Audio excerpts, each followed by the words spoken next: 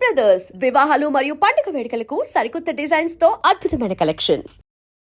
మీ అమ్మగారి గురించి ఏం చెప్తారు? సో గాడ్ అండి, నిజమైన గాడ్. మా ఫాదర్ ఏంటంటే, మా మదరు నాకు బెస్ట్ ఎడ్యుకేషన్ రావాలి చెప్పి చెన్నైలో చర్చ్ పార్క్ కాన్వెంట్ ఉండేది. అప్పుడు ఆవిడ ఓన్లీ లెక్చరరే. అక్కడ స్కూల్ ఫీజు చాలా హై. ఎంటైర్ శాలరీ నా స్కూల్ ఫీజుకి వెళ్ళేది. అబ్బా. నాన్నగారు శాలరీతో బతికాం. ఉమ్.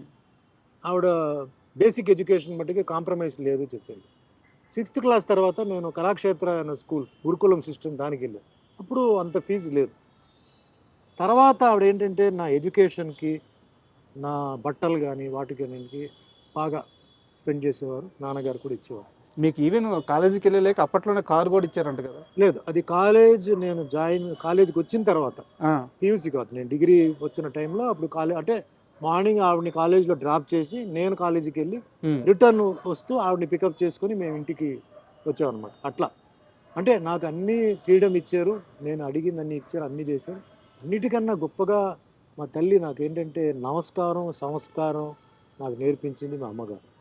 నాకు ఈరోజు నేను ఇంత బ్యాలెన్స్డ్గా ఉన్నాను, ఈ ఏజ్లో కూడా నేను ఫిట్గా ఉన్నానంటే దానికి కారణం మా అమ్మగారు కరాటే నేర్చుకో నేర్చుకో నేర్చుకో అని చెప్పి నాకు పంపించడంతో ఈరోజు అదే జీవితం ఇచ్చింది.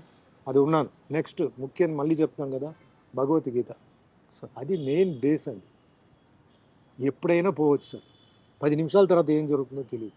కానీ ఆ 10 నిమిషాల వరకు మనం ఎలా బ్రతికాం, మన పేరు, మన ఫ్యామిలీకి మనం ఏమి ఇచ్చాం, అది చాలా ముఖ్యం. అందుకే ఇప్పుడు డ్రగ్ కేసెస్ అన్నీ వస్తుంటాయి. చెప్తారు నాకు, సార్ మీ డ్రగ్స్ గురించి చెప్పండి సార్, డ్రగ్ తీసుకోకూడదు చెప్పండి. తీసుకోకూడదు నేను చెప్పను. డ్రగ్స్ తీసుకుంటే వాళ్ళ ఆరోగ్యం పోతుంది. నేను ఒకటే చెప్తున్నాను, డ్రగ్ తీసుకోవడం వల్ల మీ తల్లిదండ్రుల పేరు చెడగొడుతున్నారు. డ్రగ్ తీసుకోవడం వల్ల మీ ఇంట్లో ఒక ఆడదికి, పెళ్లి అవ్వాల్సిన అమ్మాయికి పెళ్లి జరగదు. అంతేగా. డ్రగ్ తీసుకోవడం వల్ల నీ మొహ రూపాన్ని పోతాయి, నీ బ్రెయిన్ పోతుంది. డ్రగ్ తీసుకోవడం వల్ల మీ మిత్రులను నువ్వు చంపుతావు. ఇది కావాలా నీకు? కావాలంటే చెయ్యి. మీ వీధిలో మీ ఫ్యామిలీకి మంచి పేరు ఉంది, డ్రగ్ తీసుకొని జైలుకి వచ్చిన తర్వాత ఆ ఫ్యామిలీ, ఇంటి పేరు చెడగొడతాం. అది కావాలా? చెయ్యి. అంతేగాని నేను డ్రగ్ తీసుకోవద్దు, అది హానికారం, నేను చెప్పనండి అంట. అట్లా నాకేంటంటే నన్ను పెంచింది ఆ బ్యూటిఫుల్ రూట్లో పెంచేసి. Super sir. సో నేను మదర్ని ఎప్పుడు నేను మర్చిపోను. ఈరోజు ఆవిడ లేనప్పుడు కూడా, మా తండ్రి గారు కూడా లేనప్పుడు కూడా నేను డైలీ వాళ్ళు నేను తలుచుకుంటాను. ఎప్పుడైనా ఏదైనా ఇంపార్టెంట్ ఉన్నప్పుడు ఆ బ్లెస్సింగ్. తర్వాత అఫ్కోర్స్ అమావాస్యగా పూజలు చేయడం అవన్నీ అది వేరే విషయం. అది మెటీరియలిస్టిక్ అండి. ఇక్కడ ఉండాలి మెటీరియల్. మన కొబ్బరికాయ కొట్టడం, పిండి పెట్టడం అది కాదు, అది ఉంది ఇక్కడ. ఆ ప్యూరిటీ ఇక్కడ ఉందా, ఆ రియలైజేషన్. నా తల్లి తండ్రి వల్లనే నేను ఈరోజు నేను ఉన్నాను అంటున్నాను. వాళ్ళే దేవుడు, అదే పవర్. వాళ్ళ వల్ల కదా నేను ఈరోజు ఉన్నాను. వాళ్ళ లేకపోతే నేను ఎక్కడ ఉన్నాను? వాళ్ళే నాకు శక్తి. లాస్ట్ వరకు, టిల్ మై లాస్ట్ బ్రెత్, మా తల్లిదండ్రులు ఆశీర్వాదం ఉంది. భగవంతుడు ఆ రూపంలో ఎంటర్ అయ్యి నన్ను ఈరోజు ఇంత నడిపిస్తున్నాడు. అదే నేను నమ్ముతున్నాను, అదే నా నమ్మకం కూడా. తల్లి తండ్రి కంట్లో మటుకు ఎప్పుడు కంటి నీళ్ళు ఉండకూడదు. అది వచ్చిందా యు ఆర్ ఫినిష్డ్. ఎంత గొప్పవాడైనా సరే, వాళ్ళు రూమ్లో కూర్చొని ఏడ్చారా నీ వల్ల, నువ్వు అయిపోయారు. అదే రూమ్లో కూర్చొని వాళ్ళు సంతోషంగా జీవించారా, అదే నీ సక్సెస్. అది గుర్తుపెట్టుకోండి, జీవితంలో ఎక్కడికి వెళ్తారు మీరు. చాలా థ్యాంక్ యూ సార్, చాలా వాల్యుబుల్ వర్డ్స్ చెప్పారు.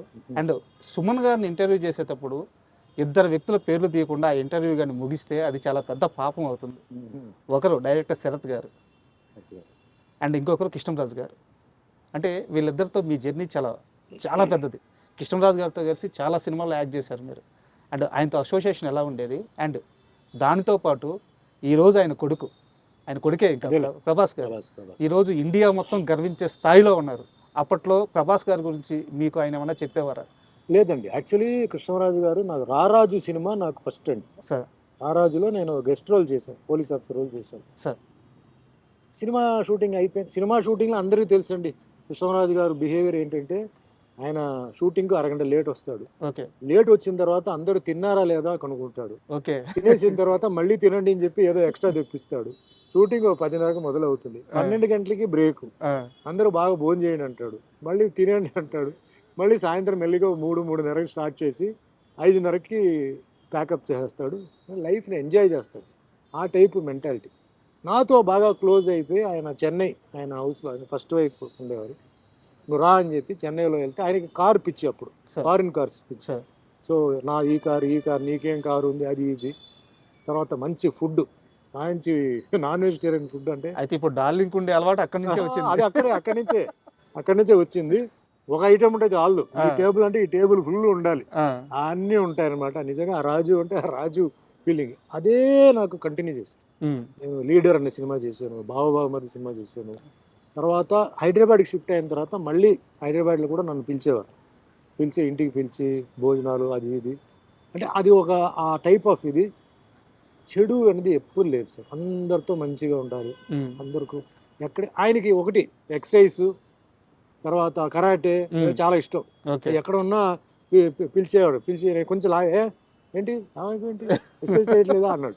కొంచెం టఫ్గా ఉంటే ఇలాగే ఉండే అట్లా. అంటే ఎక్సర్సైజ్ మీద, హెల్త్ మీద బాగా, అంటే ఫిట్నెస్ మీద, ఫుడ్ మీద, లైఫ్ ఎంజాయ్ చేయాలి, ఎంజాయ్ చేయకుండా లైఫ్ ఏంటి అని అనుకుంటున్న ఒక వ్యక్తి.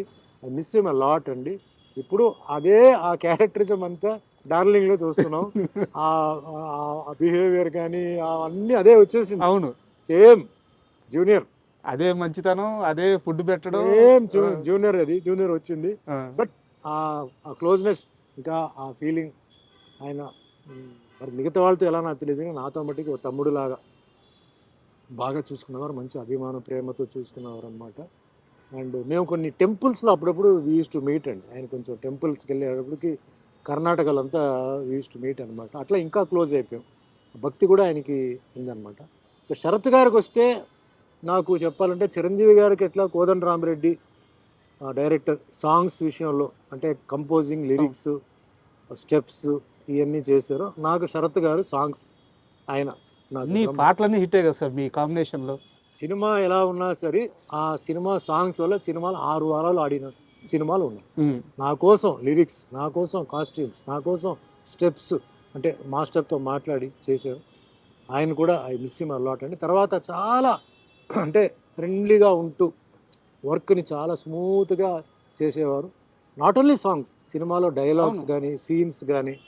బాబా మరిది సినిమా ఉంది, చాలా అల్లుడు అనే సిరీస్లో మొత్తం దొంగలుడు, ఆలుడు, ఈయలుడు మొత్తం చాలా బియ్యే కదా. చాలా I miss him a lot ఇప్పుడు, బికాస్ ఆయన లేరు. అండ్ లాస్ట్ వరకు ఆయన నాకు మంచి సాంగ్స్ ఇచ్చారు. అంటే వేరే వాళ్ళు బి గోపాల్ గారు ఉన్నారు, అవన్నీ వేరే విషయం. బట్ కంటిన్యూస్గా మేము సినిమాలు చేసాం. మీరు చెప్తుంటే నేను చాలా ఎమోషనల్ అవుతున్నాను. ఎందుకంటే అంటే ఈ ప్రస్తావన మళ్ళీ తీసుకొస్తున్నాను.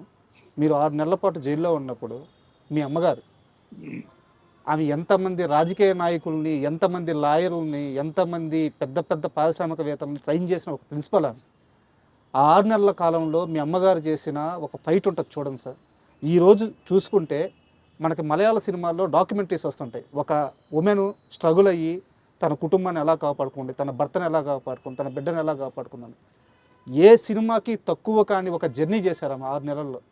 ఒక గవర్నర్ గారిని కలవడం అయితే ఏమి, డిపార్ట్మెంట్ని ఎదిరించడం అయితే ఏమి, ఆ లూప్ హోల్స్ పట్టుకొని ఫైట్ చేయడం అయితే ఏమి. అండ్ మీ సినిమాల్లో ఒక పాట ఉంటుంది, అమ్మని మించిన దైవం ఉంటుంది. 20వ శతాబ్దం సార్, 20వ శతాబ్దం. చిన్నప్పుడు మా అమ్మగారు స్కూల్కి వెళ్తుంటే బ్యాగ్ తీసుకొని పక్కన పెట్టి ఈ పాటను, ఈ సినిమా చూడు, ఈ సంవత్సరం మొత్తం నువ్వు స్కూల్లో ఏమి నేర్చుకుంటావో అంతకంటే ఎక్కువ ఈ ఒక్క పాటలో ఉంటుంది అని కూర్చోబెట్టారు నన్ను, బాగా గుర్తు.